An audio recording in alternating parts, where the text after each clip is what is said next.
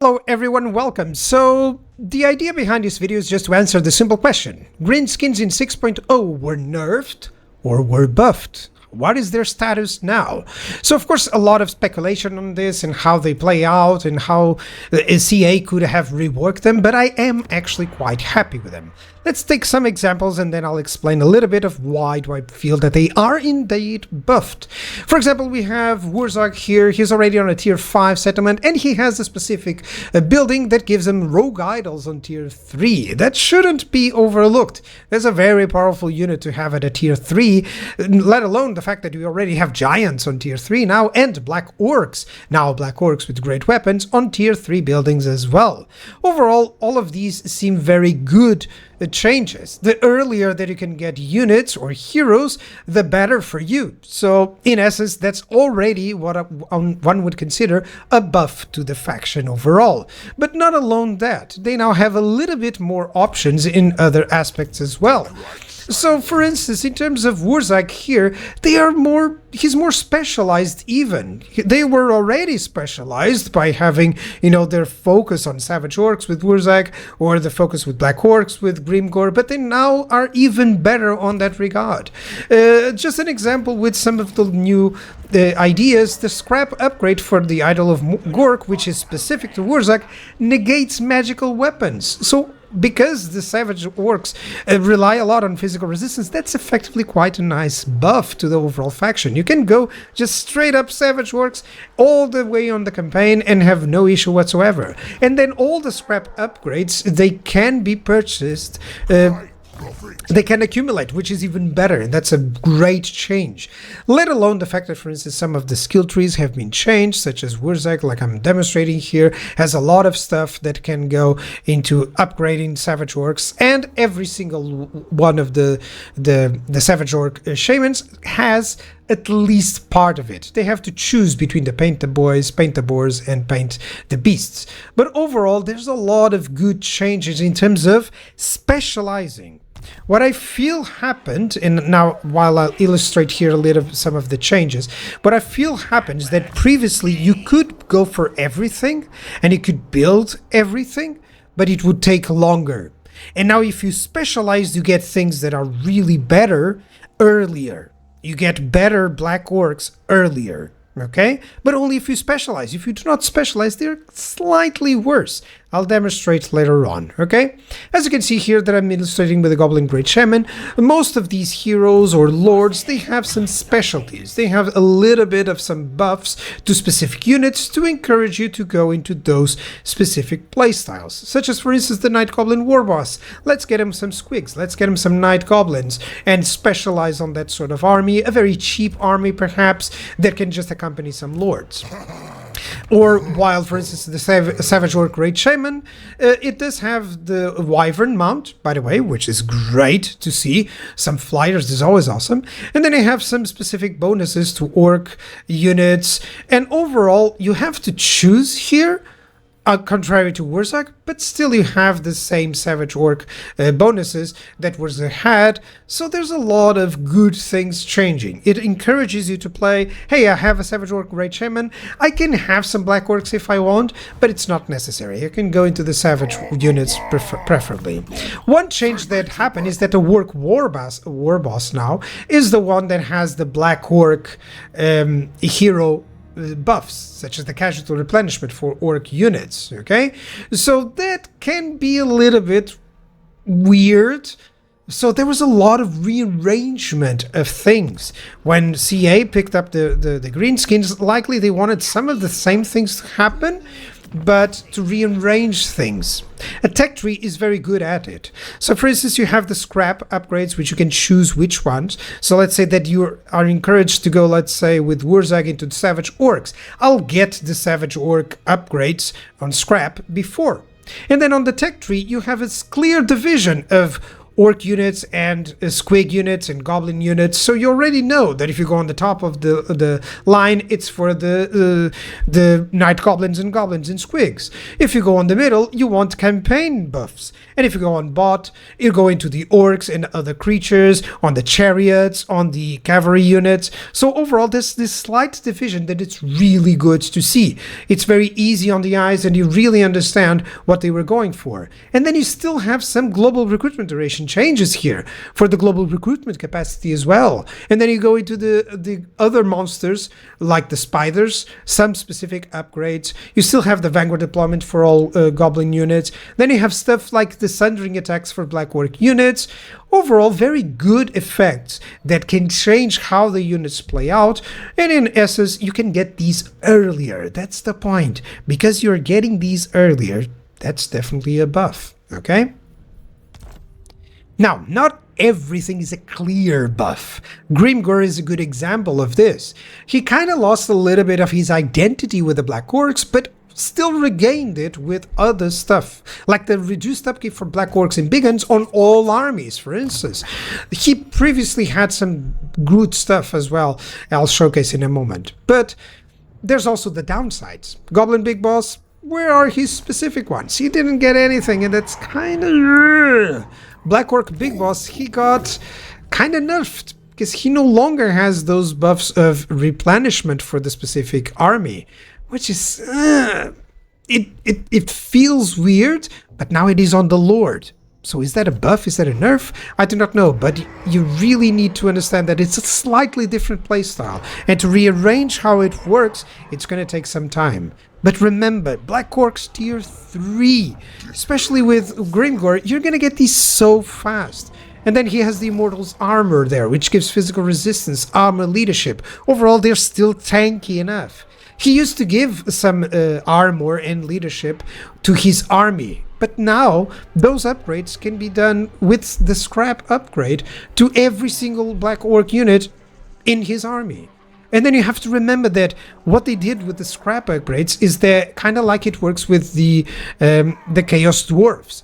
You really cannot upgrade everything with the scrap because you won't have enough to do it. But if you specialize adequately, then you will find that your units, the specific ones that you're building around, they'll be really good.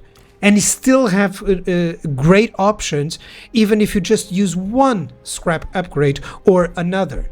This incentivizes you to gain more scrap, which basically means that you have to keep fighting. And this is something that CA has been doing all the time currently, which is to encourage you to get out and fight and get even into more trouble, basically, and to benefit from that. And specific factions like Khorne, like the Greenskins, who are supposed to be a little bit more aggressive, that fits so well for them. At least I found myself being eager to gain more scrap to upgrade my units. While previously scrap was just some extra stuff that I could get, now it feels quite integral to the playstyle. And you really want to know, do I want to go for this scrap upgrade or do I want to go for that one? Some other lords like Skarsnik had a little bit of a change, and I do like how they focus always onto their thematic ideas, like going into goblins, squigs, or night goblins with Skarsnik here. And he can do it even better now, especially with some of the specific scrap upgrades. The fact that you can now use those scrap upgrades but still benefit from the other ones makes it so much better. Let's say that you want just a good frontline, so you'll get all the good frontline units, their scrap upgrades, and then they'll behave much better. And then you get on the research, the upgrades for those units as well, and bam, you have a very early, really fast, powerful frontline, even with night goblins. But then later on you can get the stuff for the Ragnarok spiders to be even better. Weapon strength and missile resistance and charge bonus, they didn't get anything like that previously with scrap. They got some armor, for instance. They had some good stuff, but not exactly on this level. There were some improvements because they wanted to make sure that not in terms of redline skills, in terms of specific skills, in terms of research, and in terms of scrap, it was all balanced out. And I feel that's where they hit the mark. It now feels well balanced out.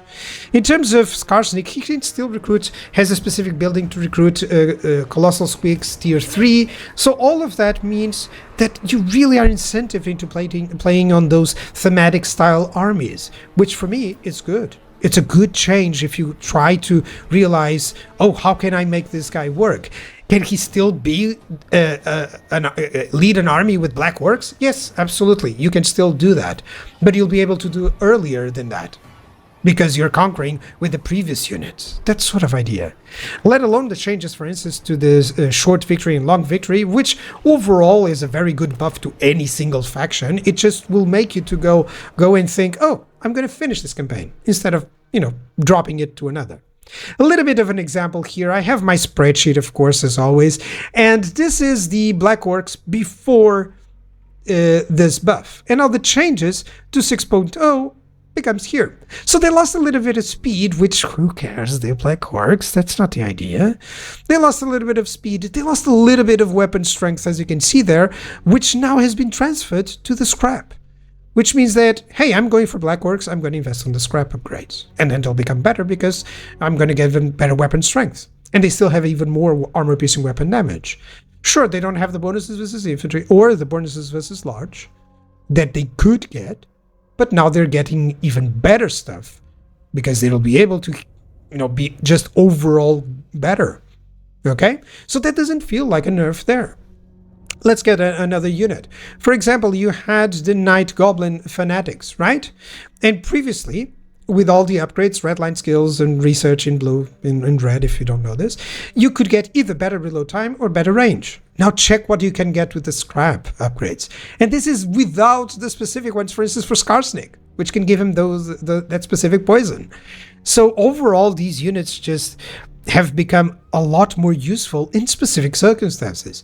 Maybe you really like to try out a specific army with Night Goblins and Colossal Squigs or something like that. And now you can do and try that. It just made the sandbox experience a little bit better. There's some other specific examples. Let me show you one that I really love.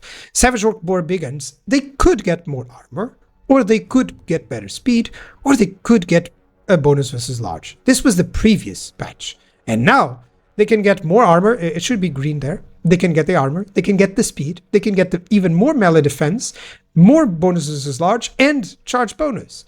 And of course, maybe you really would like a doom stack of these guys. Now it's easier to do it if you just focus on the scrap upgrades for these units. So that's what I feel about this. While previously, like I said before, you could get all the units and everything in the faction. It felt really powerful, but you were getting them later. Now you're getting them earlier, and you can even reach the better versions of those units if you invest on the scrap. And that for me feels like a good decision-making idea. You'll be doing these decisions throughout the game. Okay? Now, for instance, getting the upgrade for the Orc Biggins with a missile block chance, Biggins with Wurzak, that's going to feel good to try. It's going to feel good to try some upgrades here for the trolls, which are now better even in healing. So overall, yes, I do feel that it is a nice buff.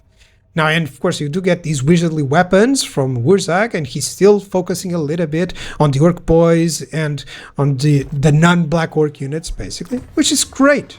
And now when you're going to the research, you're going to think, oh, I'm going to combine the synergy of getting big guns really fast with Wurzak and improving them with his skills and improving their stats overall with the scrap as well. And then specifically the research. So if you synergize those, it's going to feel really good.